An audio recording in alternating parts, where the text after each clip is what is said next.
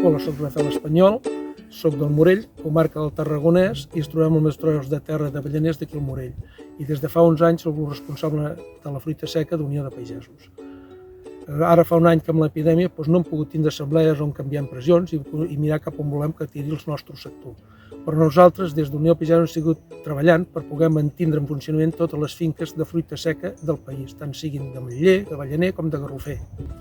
Hem avançat amb la transparència, fent que des del Departament d'Agricultura se publiquin els preus internacionals de la garrofa i des del 2018 se publiquin els preus de referència de l'ametlla i de l'avellana dins de l'Observatori Agroalimentari de Preus.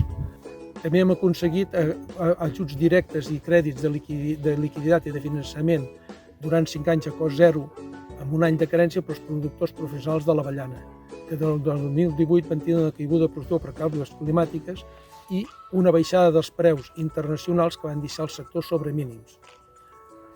També hem aconseguit el compromís de la consellera durant el 2020 de posposar el pagament de les quotes dels crèdits durant un any perquè el sector encara no s'havia refet. També dins els compromisos hi havia de crear l'oficina tècnica de l'avellana. L'oficina tècnica de l'avellana s'ha posat en marxa aquest any, que ha de ser la que tiri endavant el pla d'habilitat de l'avellana, fent el panell de tastos, el temps d'avellana. També s'està fent els estudis pertinents per crear el seguro de rendiments de l'avellana, que és per les causes climàtiques, que és una de les coses que pateix més el sector perquè cau la seva producció.